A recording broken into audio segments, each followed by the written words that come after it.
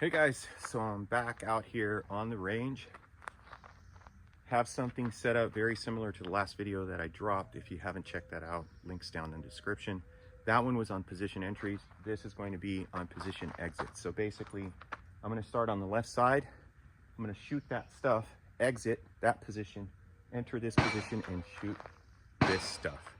I'm going to, like last video, I'm going to experiment with different ways of exiting that position. I have a no-shoot partial down at distance, open target, and then another no-shoot partial here close up. So more than likely, that'll be the last target that I shoot. And what I'm going to do is I'm going to experiment with exiting very low risk. In other words, shooting everything, then moving. And then I'm going to start to introduce movement as I'm exiting out of the position. And the idea behind this is to see what yields the best hit factor consistently. And that's very important. So, and that's going to depend on your current skill level. So a very high skilled shooter is going to be able to exit on these targets and shoot them as they're backing out of the position with no problem. A less skilled person can attempt to do that, and they may get away with it 50% of the time, where the other 50% they end up dropping a penalty in the no shoot. So those are the things that I like to do at the range, is every now and then experiment with this kind of stuff to see where my current skill level is, so that when I'm at a match and I'm presented with a situation like this, I can make an informed decision on which is the best approach. The fastest approach isn't always the best, because we are dealing with hit factor.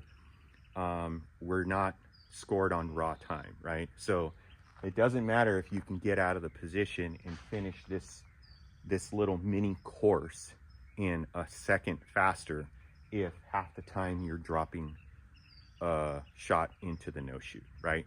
Because that's going to lower your score and in turn lower your hit factor. So I'm going to be experimenting a little bit in different approaches. So I think the first approach that I'm going to take is a very low risk approach, which means that I'm going to draw, shoot all the stuff, and not start to move out until I shoot the last shot. And let's see what that looks like.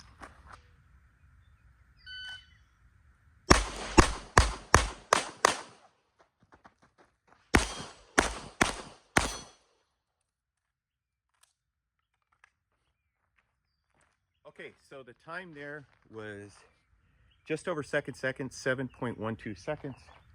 I believe I had all alphas on that run. And as you saw, that was a very low risk approach. I didn't start my exit or start to move out of that first position until I shot that last shot. So again, that is the lowest risk, safest approach to shooting this. So if I'm in a match and I want to make sure that I don't drop any penalties, any no-shoots, that's probably what the approach that I would take. Now what I'm going to experiment is starting to exit on that no-shoot target. And it may, like right now, what I'm going to do is I'm basically going to start to lean out of position, maybe start lifting my foot and moving back on the very last shot, and then going into here.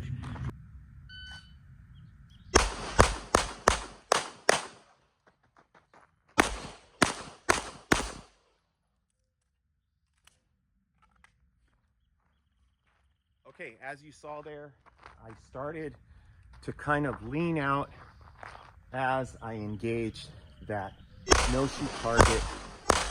So I started to dynamically exit, shoot as I'm exiting out, but not super aggressively. I think my feet were still kind of planted, but I was just kind of leaning my body weight back. So my center of gravity was already starting the motion. That time was 684. I did miss the steal here, but to keep the times about the same, I didn't shoot a makeup. And again, that's just to have a pretty similar comparison in time. So my draw was roughly the same Yeah, actually the one before was two hundredths of a second faster. Everything else was pretty close to the same. And that time was under 7 seconds. That was 684. So if you recall, the previous run was 712. This was 684. So I saved not quite, but almost half a second there by starting to dynamically, like, just kind of lean out. And the hits were the same. I had all alphas on that side again. So the hits were very similar. So that, for me, at my current skill level, that is a risk that I'm willing to take.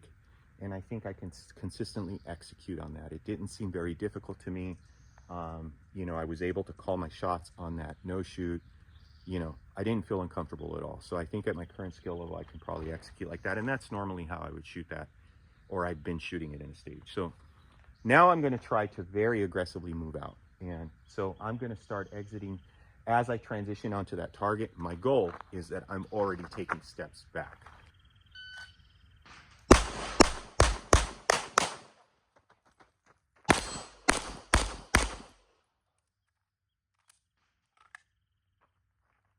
Okay, so very aggressive exit on that. Time was 6:62. So if you recall, the previous one was like 6:80 something. Let me take a look. And I'll tell you exactly what it was. 6:84. That was 6:62. So about 0.2 of a second faster.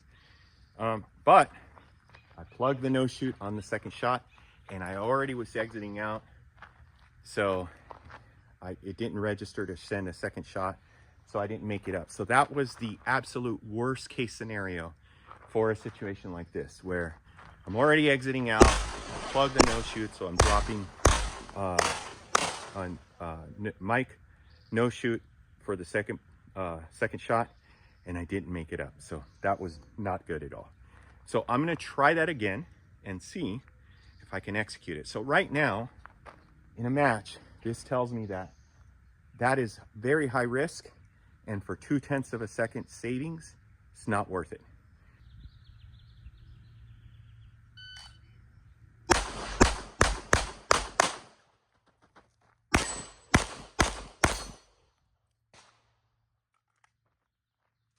Okay, so that went a little bit better.